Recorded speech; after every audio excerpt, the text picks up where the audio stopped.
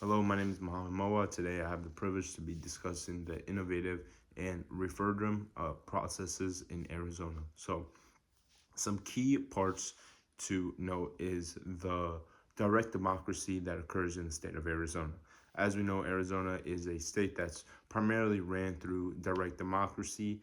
This then gives tools to Arizona citizens to approve, reject laws that are protected by the Arizona Constitution. And this is primarily done so the Arizona citizens can feel as if they have a say in what gets passed around and etc.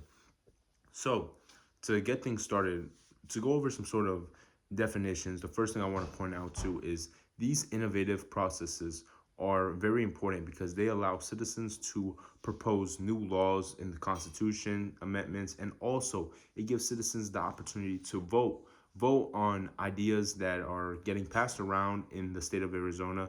This may include signing a petition, or even potentially the proposal that goes on through ballots for public voting systems and etc. This is also a way to make sure citizens get the opportunity to either approve and reject laws that are passed through state legislatures, which helps play a huge role in vetting out which laws are necessary to get passed. And typically, this is done to already repel the ones that are existently existed, right? So, moving forward, how are they created? That is a question that we are all kind of curious and wonder what may be done to put this into action, right? So, how do these processes work in Arizona? The process is outlined as simple as possible. First thing we want to do is we want to gather a group of citizens, write a proposal of laws or amendments, and make sure that they must gather a certain number of valid signatures from registered voters. This then is taken in place, and then they are implemented with a variety of signatures. These new amendments are implemented with a variety of signatures that are needed for the constitutional changes to occur. And then afterwards, once they reach a certain number of signatures, the innovative processes that take place, whether it's through mail vote and ballot voting systems or ballot mailing systems, this is then taking place to the next the next general election. If a majority of voters approve of it, now it is officially a law in the Arizona Constitution. This process is very similar to the legislature, very similar to if the legislation system were to pass a specific law some citizens disagreed with, they can also start a petition to challenge it, meaning their challenge and their claim can potentially provoke the law from ever occurring. Again, they must also gather a required number of signatures within a certain amount of time frames to make sure that they are successful in making sure that the law is put on hold and sent to voters for either approval or rejection. And sometimes the con side is that the legislation itself can also be referred to a proposed law or amendment to the ballot system that's also considered a referendum.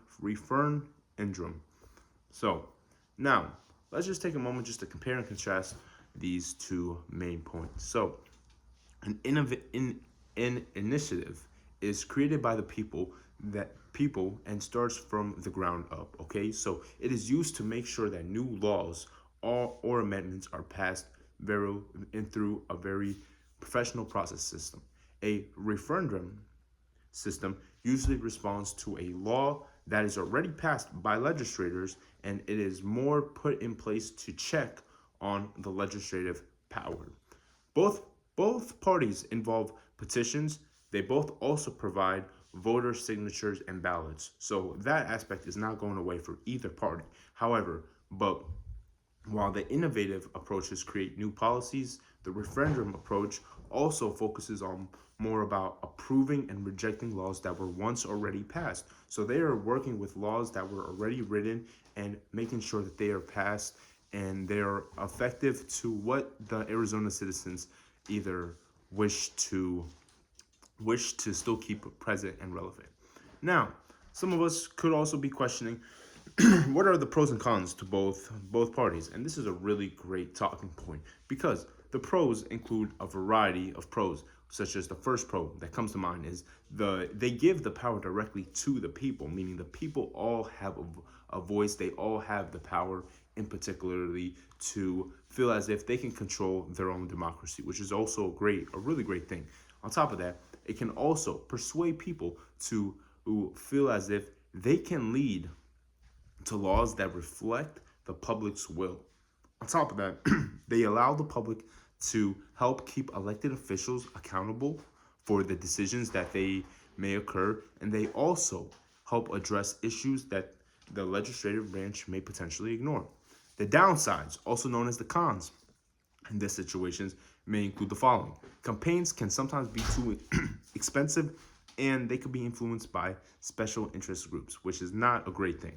Also, some ballot measures are confusing whether they are poorly written or they're not presented in the most proper way, a proper manner. And also, some processes can be bypassed by important